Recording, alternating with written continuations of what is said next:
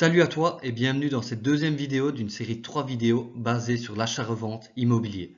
Alors tu vas voir qu'aujourd'hui on va voir ensemble un exemple concret d'une opération réalisée. La photo que tu vois là devant toi, c'est simplement le salon du premier appartement où je me suis positionné. C'est parti. Alors j'ai acheté un appartement à Charleroi au prix de 57 500 €. Ma première opération. Tu peux remarquer que la situation actuelle, au niveau de la valeur de marché, le bien en valeur de vente de gré à gré, 82 000. En vente publique volontaire, 74 000 € et en vente forcée, 65 500. Comme tu peux le remarquer en haut à droite, j'ai acheté cet appartement au prix de 57 500 €. Tu comprends pourquoi il faut absolument toujours faire une bonne affaire avant l'achat. Au niveau de l'appréciation générale du bien, l'accès en voiture aisée, environnement d'habitation normal, aucune nuisance sonore. La conclusion, la situation est normale, pas de servitude connue et le bâtiment, le bien, l'appartement est facile à vendre. Quand tu regardes sur les photos en haut à droite, la première des deux photos, c'est la copropriété. L'appartement était au premier étage, la photo de gauche, où tu peux remarquer qu'il y a une petite pancarte jaune de l'appartement justement qui était à vendre. En bas, tu vois au niveau de la rue. La superficie de plancher, donc on voit qu'il y avait une cave de 4 mètres carrés et un appartement de 65 mètres carrés. Et on peut remarquer la situation après travaux. Les valeurs de marché, 90 000 € en vente de gré à gré, 81 000 € en vente publique volontaire et 72 000 € en vente forcée. Tu peux remarquer ici, donc au niveau des valeurs de marché, 82 000 € vente de gré à gré, je l'ai acheté à 57 500. Et la valeur de marché, 90 000 € vente de gré à gré, j'ai revendu cet appartement 100 000 €.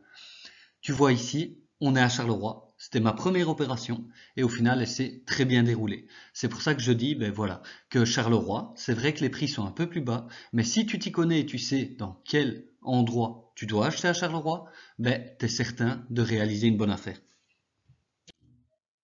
Alors, au niveau des frais d'acquisition pour cet appartement, tu peux remarquer ici que j'en ai eu pour 11 639 €,11 cents.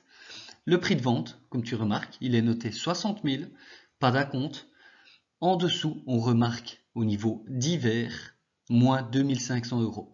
En fait, c'est de base, on était parti sur 60 000 €, mais j'ai réussi 48 heures avant d'aller signer l'acte d'achat chez le notaire, de faire baisser le prix de 2 500 €. Il y a eu une baisse de prix parce que j'ai eu une prise de tête avec un courtier. Évidemment, le choix, c'était le meilleur des courtiers, celui qui faisait des miracles. Et finalement, en gros, normalement, à partir du moment où tu achètes entre un compromis et un acte, tu as entre 3 et 4 mois. Moi, il m'a fallu 9 mois entre le compromis et l'acte. Donc, c'est énorme. Et comme il y a eu beaucoup de prises de tête avec lui, finalement, les vendeurs, voilà, pour débloquer la situation, il fallait diminuer le prix de 2 500 €. Ils ont préféré faire ça plutôt que d'annuler la vente. Et donc, pour moi, ça me permettait de l'acheter à 57 500 au lieu de 60 000. C'était quand même une diminution de 2 500 €, donc c'était toujours bon à prendre. Ensuite, tu avais le prorata au niveau du précompte immobilier. Évidemment, la taxe que tu as à payer habituellement, 178,59 €. Puis après, tu vois, en dessous, au niveau de l'acte de vente, Wallonie, les frais, droits et honoraires, on était à 7 500 € de droits d'enregistrement. Au niveau des droits d'enregistrement sur annexe, il n'y en avait pas. Transcription de l'acte, 230 €. Puis tu vois en dessous, évidemment, tous les frais en fait d'acquisition. Parce que dans les frais d'acquisition, tu vois, habituellement, on entend plus généralement parler des frais de notaire, mais quand tu remarques, au final, il y a peut-être 80% qui revient directement à l'État. C'est un impôt qui est dû à l'achat. Donc, au niveau de tous les droits, tu vois qu'il y a plus ou moins 80%. En dessous, quand tu regardes au niveau du total de l'acte de vente, 10 776 €, ok, qu'ils ont pris. Et puis, quand tu regardes au niveau des honoraires bruts, 1342 €. Tu vois ce que je veux dire? Donc c'est pas énorme ce que les notaires y prennent finalement, quand tu compares avec le montant total ici de l'acte de vente. Ensuite, comme j'ai fait après, évidemment, quand tu as un crédit, évidemment, tu dois aussi avoir des frais à l'achat. Et ça, c'est quand tu fais un crédit. Et donc quand tu remarques ici par rapport à l'acte de prêt, au niveau des frais, droits et honoraires, en dessous, quand tu regardes le total de l'acte de crédit, 3 184 €. Ça, ces 3 184 viennent se rajouter évidemment au total de l'acte de vente. Ce qui fait qu'on a au final, un total de montant dû de 71 639,11 euros. Le versement de la société de crédit. Le crédit, on n'a pas été modifié, évidemment, qu'on prêtait 57 500 au lieu de 60 000 parce qu'on était à 2 jours de la signature de l'acte. Si tu modifies tout ça, tu repartais à nouveau beaucoup plus tard. Tu reportais la signature d'acte. Et comme nous, ça faisait déjà 9 mois, je te l'assure qu'on n'a rien modifié, que les notaires, ils ont dit c'est très bien comme ça, on va pas modifier. Et finalement, tu vois que j'ai dû sortir de ma poche un solde général de 11 639 euros. J'avais pas ces 11 000 euros. Je ne les avais pas sur mon compte. J'avais moins de 8 000 euros. Et donc, il a fallu que je trouve une solution pour sortir la différence. Comment j'ai fait? Déjà, j'ai eu une partie via mon entourage et l'autre partie, je l'ai sortie via les crypto-monnaies, via Binance, que j'ai fait un transfert sur Coinbase et de Coinbase, j'ai renvoyé à mon compte. 2 500 euros plus ou moins. Et un montant plus ou moins, ouais, c'est ça. Et donc voilà. Tous ces montants-là m'ont permis justement d'avoir l'apport qui était demandé, les 11 639 euros, que j'ai dû payer 2 à 3 jours avant la signature de l'acte d'achat pour l'appartement. Et donc maintenant, je vais te montrer un petit peu les types de travaux qui ont été réalisés dans cet appartement. Alors, il y a eu la remise en conformité de l'installation électrique. On n'est pas reparti sur une remise en conformité totale. On est vraiment reparti sur l'installation électrique. Tu verras de toute façon dans les coûts, tu comprendras pourquoi c'est si peu au final. Il y a eu la dépose du sol et le placement d'un parquet plus plinthe. Il y a eu le plafonnage des murs et des plafonds. Le placement d'un caisson pour recouvrir les tuyauteries.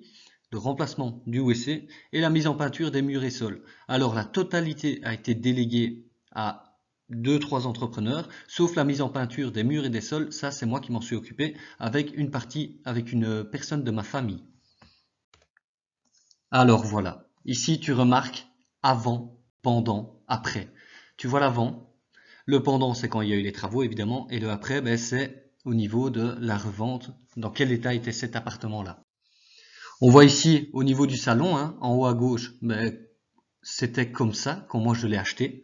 En haut à droite, c'était le début des travaux. Et puis en dessous, tu remarques, une fois qu'il était finalisé, comment il a été revendu. Comme tu peux le remarquer, j'ai même laissé le lustre qui était là, parce que l'acquéreuse qui était derrière a fait une déclaration pro-fiscaux et elle a noté dedans même les lustres. Et évidemment, la déclaration pro-fiscaux, ça permettait à l'acquéreur de diminuer au niveau des frais d'acquisition le montant. Parce que tu n'es pas taxé sur le mobilier, mais sur tout ce qui est immobile.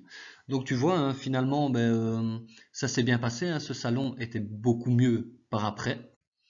Quand tu vois la cuisine, alors en haut à gauche, tu vois les murs qui étaient jaunes, plafond qui était jaune, c'était vraiment vieillot. Tu vois à droite, quand il y a eu justement les travaux, donc il y a eu des portes qui ont été retirées, tu vois qu'il y a eu le plafonnage des murs et plafonds tout simplement. Et l'appartement, quand tu regardes, enfin la cuisine, quand tu regardes la photo en bas à gauche, ça c'était une fois fini. Tu vois tout simplement le fait de changer les murs qui de base étaient jaunes et les plafonds jaunes en blanc. Et au sol, tu vois qu'au niveau du vieux carrelage jaune crapuleux, on a simplement repeint en gris, comme la crédence que tu vois à la cuisine au-dessus de l'évier là. Et tu remarques qu'au final, ça donne beaucoup mieux. On a évidemment retiré le frigo, toutes les choses comme ça, la porte qui était là, et en gros, ça donnait beaucoup mieux, tout simplement. Au niveau du WC, c'était le WC de 1922, le plus beau des WC quand tu regardes à gauche. Au milieu et puis à droite, tu vois comme on a pu comme les entrepreneurs en tout cas ont pu le remplacer. On voit plus qu'un seul fil qui est apparent. Au-dessus, c'était vraiment une ancienne, voilà, une chasse d'eau à l'ancienne, la barre pour se tenir, les tuyaux qui étaient totalement apparents, tu vois, les PVC là, à gauche. Et là, c'est ça par exemple que l'entrepreneur il a fait. Il a mis des caissons pour cacher différents tuyaux qui étaient présents dans cet appartement, comme là dans le WC, dans la cuisine aussi, dans le salon. Il y avait des tuyaux de gaz et tout ça qui passait. Voilà, lui il a fait en sorte de cacher pour que ça donne visuellement beaucoup mieux. Au niveau de la première chambre, donc tu voyais la chambre là qui était verte avec une vieille tapisserie, une moquette de luxe. Et donc tu vois au final qu'il y a eu les travaux sur la droite. Quand tu regardes la deuxième photo sur la droite, on voit qu'il y a un trou. En fait, c'était simplement le compteur électrique, le nouveau compteur qui a été mis dans le hall d'entrée. Et quand tu regardes en bas, la photo, ça donne beaucoup mieux. Là, tu peux remarquer aussi que la porte a été repeinte en blanc. Donc ça, c'était en plus des murs et plafonds sol. Les portes ont été repeintes. Elles n'ont pas été changées. Les poignées ne tenaient à moitié plus. Mais c'est pas grave. Il fallait minimiser les coûts, faire le mieux possible. Et donc, ça donnait un rendu final très bien. Quand tu vois ici le salon, en fait, c'était assez bizarre la disposition parce que tu avais en gros deux salons, une chambre. Donc moi, ce que j'ai fait, c'est que en gros, j'ai gardé un salon et que j'ai passé le deuxième salon, comme tu vois là, il faisait 9 mètres carrés et demi, donc c'était tout juste pour faire passer en deuxième chambre. Et finalement, c'est ce qu'on a fait, quoi. On a retiré, là, tu vois bien, ça a été détapissé, replafonné, le beau lustre, évidemment, le lustre Louis XV qui est resté là, et les châssis n'ont pas été changés. Et au final, tu vois bien, hein, juste au niveau du sol et des murs qui sont blancs, on voit directement la différence, hein. La porte aussi là a été repeinte. Et puis pour la salle de bain, ici tu vois que finalement c'était le avant-après, il n'y a pas d'avant-après parce que rien n'a été fait à cette salle de bain, rien du tout. C'est vraiment resté en état, j'ai pas changé au niveau des carrelages sur le sol, j'ai rien fait du tout dans cette pièce. Alors ici, je te remets un plan de l'appartement. Bon, à l'époque, je n'avais pas vraiment de plan, donc là, j'ai repris le plan qui était repris au niveau de l'électricité, hein. Tu peux remarquer, voilà, qu'on rentrait par le hall, tu avais accès au living, tu avais la chambre 1, la chambre 2, la cuisine, WC et salle de bain. Donc ça te permet de visualiser un petit peu plus à quoi ressemblait cet appartement d'une superficie de 65 mètres carrés. Alors, le coût des travaux pour cet appartement, j'en ai eu pour 5 362,52 € TVA comprise. Comme quoi, c'est pas énorme hein, quand tu vois le avant-après. Et ici en dessous, tu peux remarquer tout ce qui est décrit en fait.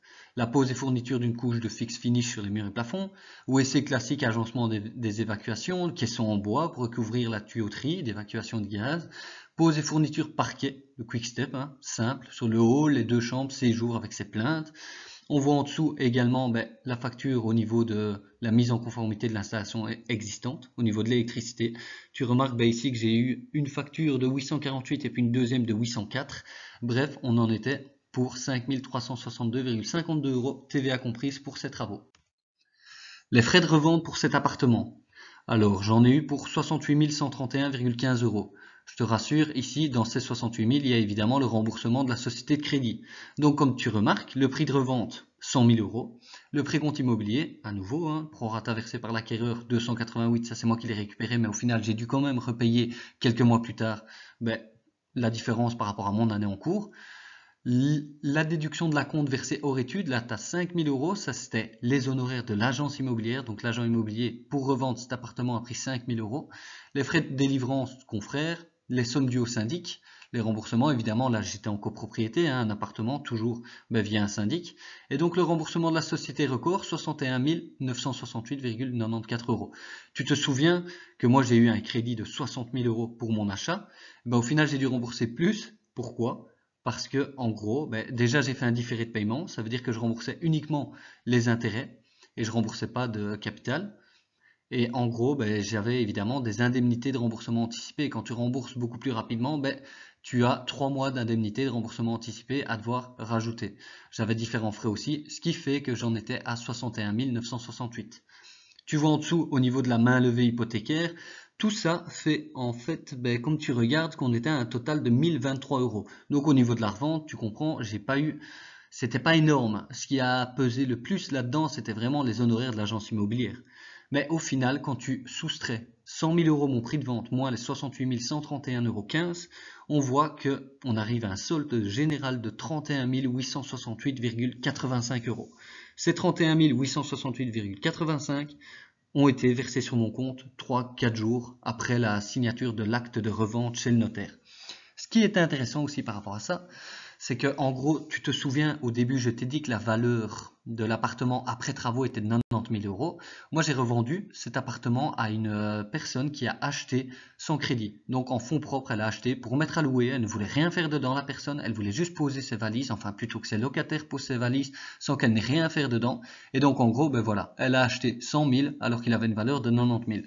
Bref, c'est ça qui a fait ma plus-value. Et donc ici, évidemment, tu sais que quand tu reçois une plus-value, tu vas être taxé dessus. Ici, quand tu regardes au niveau de la plus-value brute, je te fais le calcul. Le prix de revente moins les frais.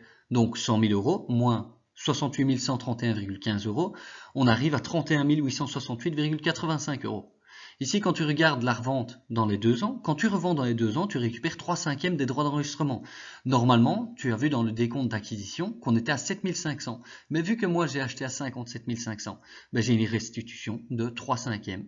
Donc, par rapport à 3/5 de 7 187,51 €, ça fait 4 312,50 €. Ça, cette somme-là est venue se rajouter aux 31 868, ce qui fait que j'ai eu un total de 36 181,35 €. Alors, par rapport à la taxation, 16,5%. Donc, le prix de revente moins les frais, 100 000 moins les frais, 6 162,21 €. On arrive à un montant de 93 837,79 €. De là, tu prends le prix d'achat plus majoration de 25%, 57 500 plus 14 375, ce qui nous fait 71 875 €. Tu diminues 93 837,79 moins 71 875, on arrive à 21 962,79. Donc, au niveau de la taxation sur la plus-value de 16,5%, on a 16,5% de 21 962,79 €, soit 3 623,86 €. Ce qui veut dire que la plus-value nette que j'ai eue, moi vraiment net dans ma poche, tu le vois, 36 181 moins 3 623, 32 557,49 € net. Ici, j'ai fait une erreur, moi, c'est que je n'ai pas déduit au niveau des travaux, parce que j'y ai pas pensé, parce que j'étais pas encore formé comme je le suis maintenant, tout simplement. J'avais pas toutes les informations qu'il me fallait, et bref, tu vois, hein, j'aurais pu diminuer un petit peu cette taxation. Mais au final, quand tu regardes, honnêtement, sur qu'est-ce que j'ai fait dans cet appartement, j'ai aidé à remettre en peinture, tout simplement. J'ai aidé à remettre en peinture pendant 3 jours pour 32 557 €. Donc c'est pas mal payé, honnêtement, mais pour de la mise en peinture. Et maintenant, on passe au fait de réaliser des opérations d'achat-revente étape par étape en partant de zéro. Maintenant, je vais te parler de ma formation. Donc la formation, elle te donne accès à quoi? Elle te donne accès à 9 modules de formation en instantané composés de vidéos à forte valeur ajoutée pour te permettre de débloquer ta situation actuelle et d'accélérer comme les vrais professionnels. Je vais te donner les astuces qu'utilisent les gros investisseurs pour rafler le pactole via les stratégies d'optimisation. Tu auras également accès à plus de 50 documents qui t'aideront dans toutes les étapes d'un achat-revente immobilier et tu auras des mises à jour et accès à vie. Tu bénéficies de toutes les futures mises à jour de la formation totalement gratuitement afin que tu restes constamment à jour. La première des choses qu'on va voir ensemble, c'est le fait de préparer ton lancement. On va voir comment clarifier ta préparation, comment définir tes propres critères de recherche, comment déterminer l'emplacement idéal, comment savoir analyser les villes qui t'intéressent sur base d'une étude de marché tout en sachant estimer rapidement la valeur des biens qui t'intéressent toi. Ensuite, on verra comment réaliser une bonne affaire rapidement. On verra comment connaître les prix du marché sur le bout des doigts, comment gérer tes calculs pour déterminer ton PAM, qui est ton prix d'achat maximum. On verra comment développer ton réseau professionnel, comment être le premier au courant des nouveaux biens disponibles, comment préparer et organiser tes visites comme un professionnel tout en sachant déterminer l'environnement et l'état général d'un bien directement sur place. On verra aussi comment déterminer durant tes visites si le bien est une bonne affaire ou non, directement sur place. On verra également comment faire pour tourner les inconvénients à ton avantage tout en négociant comme un professionnel. Par après, on verra la gestion des étapes d'acquisition. On verra comment connaître les prix de revente des biens visités directement. On verra comment gérer l'ensemble de tes frais d'achat, de conservation et de revente. On verra également les techniques que tu as pour faire plus facilement passer ton offre. On verra les conditions suspensives que tu dois insérer en fonction du type d'opération réalisée. Attention à ce point, c'est très important. On verra également l'importance des choses à réaliser avant ton achat et la liste des démarches que tu dois effectuer après ton achat. Parce que tu le sais, tu as beaucoup de choses à faire avant ton achat, mais tu as aussi des choses à devoir faire après ton achat. On verra ensuite comment gérer ton financement comme un professionnel. On verra comment te préparer comme un pro avant d'aller voir le banquier, comment faire un dossier bancaire en béton, quelles techniques tu dois mettre en place pour réunir les différents frais d'acquisition, les conditions que tu dois demander pour ton financement, ce que tu dois faire si tu fais un financement en professionnel. Tu sais que tu ne t'adresses pas aux mêmes personnes, que tu n'as pas le même type de crédit, donc évidemment tu dois agir différemment. On verra aussi comment te diriger vers les bonnes personnes en cas de complications avec un tiers, si tu as des problèmes avec des courtiers, avec des banquiers, qu'est-ce que tu dois faire pour te sortir de cette situation-là, et ce que tu dois également faire pour minimiser au maximum les risques encourus. On verra aussi la partie urbanisme. Alors, la grosse partie qu'il va falloir que tu maîtrises quand tu vas commencer à passer dans les grosses stratégies d'optimisation. On verra ensemble les étapes que tu dois respecter, les différentes façons d'agir pour être certain de ne pas te faire plumer, les documents essentiels que tu dois rassembler, les démarches que tu dois suivre pour obtenir facilement ton permis, tout en gérant tes délais comme un pro. Tes délais très importants. Tu le verras, c'est vraiment indispensable à gérer ça parce que sinon tu peux totalement faire foirer ton opération et ça tu dois absolument éviter. On verra ensuite comment tu dois déléguer tes travaux sans te faire avoir. On verra ce que tu dois absolument faire avant de débuter tes travaux. On verra quel type de travaux tu dois réaliser en fonction de ta propre stratégie. Tu ne dois pas réaliser tous les travaux. On verra comment verrouiller tes entrepreneurs pour assurer ta sécurité, comment suivre ton chantier tout en maîtrisant les différentes étapes comme un pro, comment estimer directement le montant de tes travaux durant tes visites tout en assurant tes réceptions provisoires et définitives. Tu dois absolument gérer l'étape travaux de tes opérations. C'est tes opérations, ne laisse pas entre les mains des différents entrepreneurs la réussite de tes opérations parce que c'est trop dangereux. Il faut absolument que tu saches ce qu'ils font, comment ils le font, afin que tu sois certain que derrière, c'est toi qui récupères ta plus-value. On verra également comment accélérer grâce aux stratégies d'optimisation. On verra ce que tu dois faire pour gérer ta trésorerie, tes délais, tes intervenants pour encaisser plus rapidement.